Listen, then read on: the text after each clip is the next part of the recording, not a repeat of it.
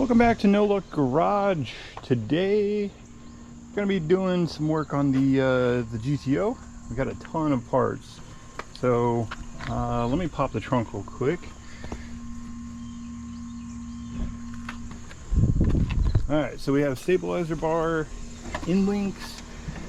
These right here are CV, so they are Porsche 930 CV joints. There's some new CV axles. We're going to take apart the stock axles, put on the 930 Porsche CVs since they have more range of motion and they're a lot stronger with the chromoly cage. So it'll be a pretty good upgrade. We have a diff bushing insert that we got to put in because the drivetrain is a little sloppy, so we want to try to fix that. We need to start replacing bushings as well, but that's going to be a adventure for another day. And we do have front sway bar end links, but I don't think we're going to get to them today. It's kind of the last day before we go back on the road, so trying to get as much as we can done. We went yesterday, had a photo shoot done. A local photographer, actually two of them, came and shot the car, which is cool. He started leaking some, dropping some photos here and there, so can't wait to see the full episode. So we got the tools. I need to find a jack, and we're going to try to do the diff bushing first. I think that's going to be the most important change, and then we'll kind of go from there. Alright, got the car jacked up. Took out the 4 bolts up here for the diff mount. There's 2 bolts back here which are like 22 millimeter, I believe, and big guys. So I got to take those out, then I can drop this whole thing, and then we can start putting in the diff insert. Alright, was able to get the diff mount out. This is the insert here. So we're going to grease it up.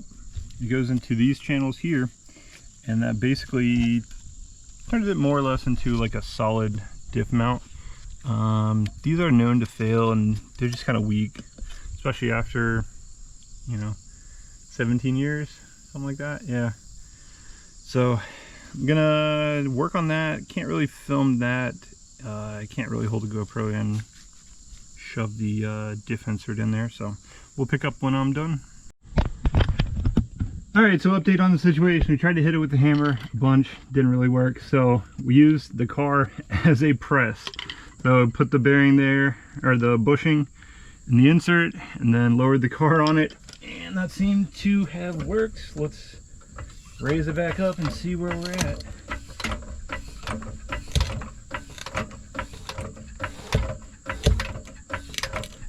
It's a poor man's press, right?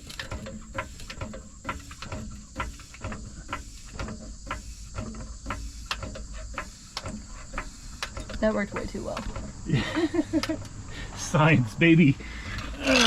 Yeah, so we're solid. Yep, it's seated all the way. So if you guys are doing this, it's a pain. So you get it sorted in there, slide it down, lower the car on it, and put a ton of the lube. Don't be afraid to use the whole package of the lubricant, because these things are a pain. And if you have a press, it'd probably be worth it. If not, just use a car as a press. Yeah. Science.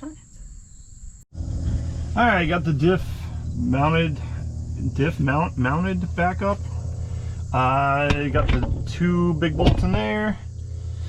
You can see the insert. So now I need to take these bolts out individually, red Loctite them, and send them home. I read on the ye old forums 60 foot-pounds, so I do have my torque wrench. We're gonna do that because we have it, and we have torque specs, so might as well. So I'm gonna pull them out one by one, red Loctite them, and then torque them down. Since the car's still jacked up and everything's ready to go, started to take out the stabilizer bar. These bushings are pretty shot. I don't know how much noise they were making. Well, I don't know. The bolt was corroded in the middle, so I'm sure it was popping and clicking and stuff. But we got new ones, so we're gonna go ahead and swap those out, and that should take like less than 5 minutes. But the sun is heading this way, and it's about to get real hot. All right, no go on the stabilizer bar. The bushings are a little bit thicker, so we need longer bolts, but it is Labor Day, so everything's closed. So we'll pick that up next time we're home. It's easy, probably like 10-minute job, but you just gotta have the right length bolt. All right, so next on the agenda, we're gonna mess with the CV axles. So these right here, we purchased on Rock Auto for 20 bucks. They were on clearance. They're GTO axles rebuilt. This looks like a factory piece here that they kind of cleaned up, and then they just redid the CV joints. So what we're gonna do, first of all, there's a C-clip right here. I already took that off, it's sitting over there. I just need C-clip pliers basically. So we're gonna pry this down. I'm gonna take this gear puller and we're going to pop this CV joint off, and then we'll work on putting the new one in. All right, got the gear puller on. Then we're just gonna smack it with the torque wrench, or the impact wrench.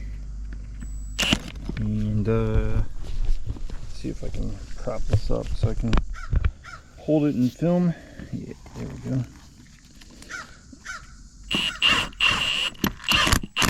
And there it is. All right, so CV joint is off. Almost. Come on. Don't make me do this again. Alright.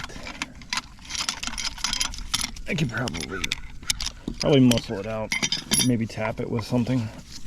Oh, no, there it is. Alright. So this is the factory CV. It's very similar to the other, but the 930 CV joints have a wider range of angle, and you can kind of tell that by the size of the ball bearings. But then the ones that we got have a this cage right here that holds them in is chromoly, and it's reinforced, and this star piece here is reinforced as well, so it's not going to shatter. Now this might break the end of this off or twist the threads, but I mean that would happen with factory ones as well, so not a huge deal on that. So this one just doesn't rotate as much, which is why we go with the 930 joints from a 78, 79, 930 Porsche.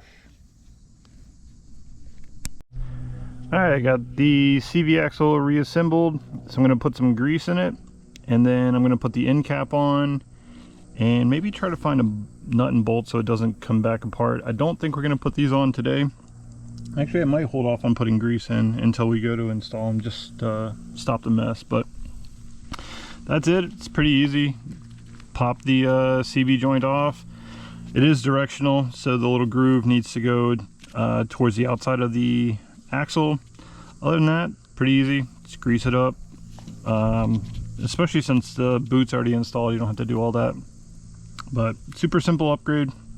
It's not much of an upgrade. It's a little bit stronger, but it has more flexibility, so in theory it should last a little bit longer, especially being lowered like we are, and launching it hard, you know, kind of dips it down and gives the axles a little bit different angle than they're supposed to be. But I think we're gonna maybe wrap it up here. I'd like to drive the car to see what the diff mount did for it.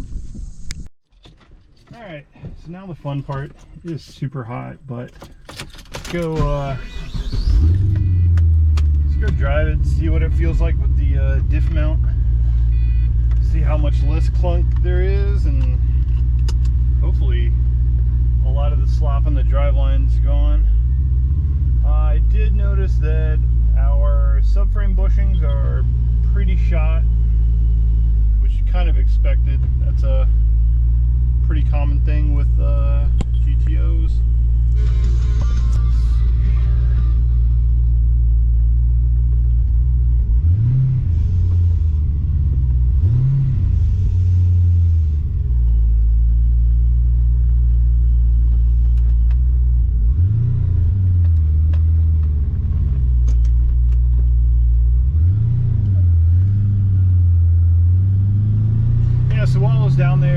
I was checking out bushings and stuff and seeing what else needs to be replaced. The subframe bushings are pretty shot, and it looks like we're going to need to probably upgrade to a one-piece drive shaft. I'm tired of messing with the guibos and the carrier bearing. Looks like the carrier bearing's pretty shot on this one, so we get a vibration at around 2,000 RPM. So gonna probably replace that next time. Let's see. Yeah, so a lot of the clunk of like when you let off the throttle is gone. I was kind of expecting that it was going to be the diff mount, but it is nice to actually feel some difference. Yeah, because normally it would be like clunk, clunk, clunk, clunk, and like you can feel it going back and forth. You know, I guess the diff mount was pretty hurt. Let's see which way. I guess we'll go to the left. Always hate this intersection, especially with the twin disc clutch. Anytime now.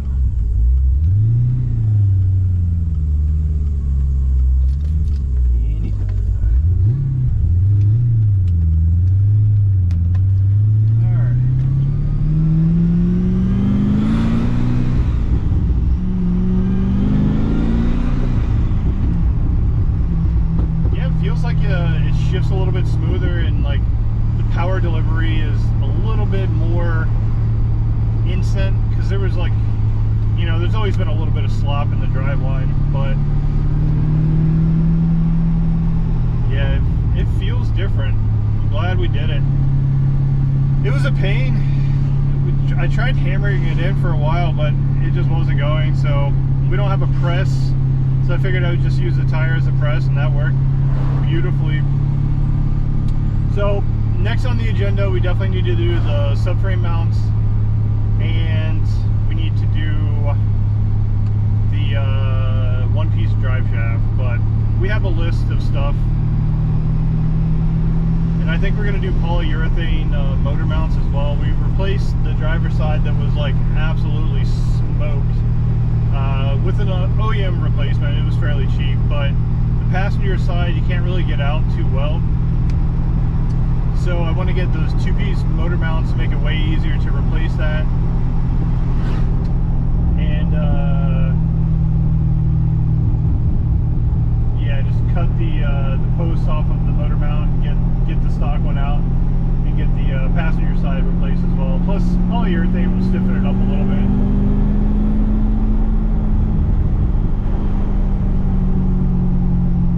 I don't want to make this thing too uncomfortable, so I don't want solid mounts.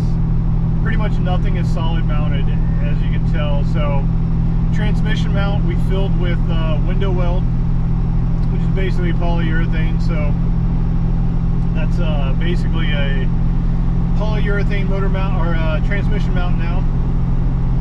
The motor mounts are stock, so that's probably a little bit of the slop as well. And then is that a Hellcat? Looks like it. Maybe a Scat Pack, I don't know. I can't tell the difference. Yeah, it's a Scat Pack. Those guys are always fun to mess with. They always want to race everybody. So I think between the subframe mounts and the drive shaft, I think we'll be in business. Replace the CV axles next time we're here.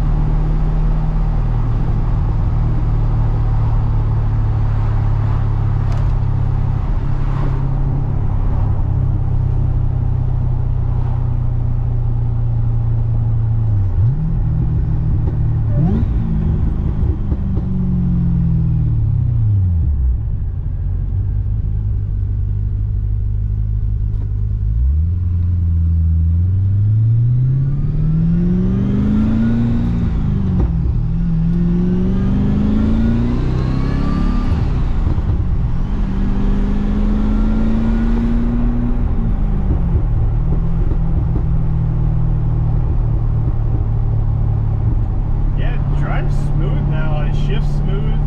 There was always a little bit of like, I don't know, clunk going into gears and stuff. I don't know, I think that like $60 mount, that was well worth it. I think once we do the subframe mounts and the drive shaft, this thing will be better than ever. You know, at the end of the day, it's an older car and like rubber bushings start to wear out. But to be honest, they had issues from the factory. There was a lot of people complaining even back in like 2006, 2007 with these 06 cars. Well, actually all of them, from 04 up, where they were having to replace the drive shaft carrier bearings a lot. Subframe bushings at like 2010, people started talking about needing to replace subframe bushings, which is wild. Diff mounts, people were talking about having to do that insert, or they have like a solid mount kit. The mount's actually built into the rear diff cover, so there's a few companies that sell rear differential covers that have like a solid mount, but they're expensive, and I didn't want to get into doing all that. I love that you can let off the throttle now and not have that wicked clunk that sounded like metal on metal, but I guess if that diff bushing was worn out, it probably was hitting metal on metal.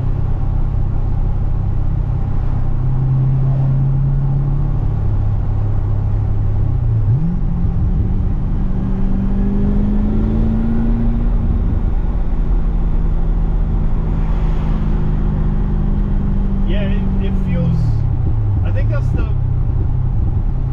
best $60 for the difference that it makes that we have spent in quite a while. I don't know, maybe the supercharger pulley, but even that, like this, it feels like a way different experience now. And now that it's warmed up, you could probably rip on it a little bit to see, make a U-turn up here, and should have stopped and did that. Now I gotta wait for the light, but what are you gonna do?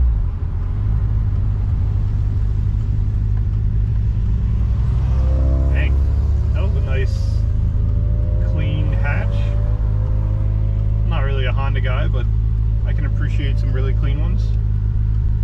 Actually, I can't even say that. I've owned two as dailies.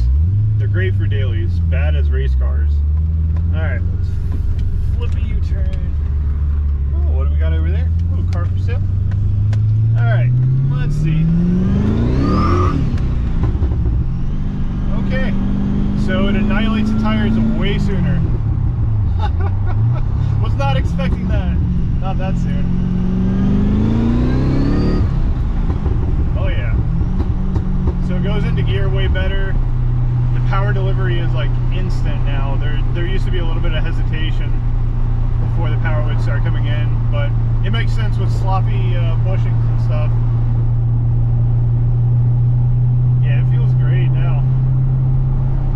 And Liz is going to be excited to drive this as well. Feel that difference.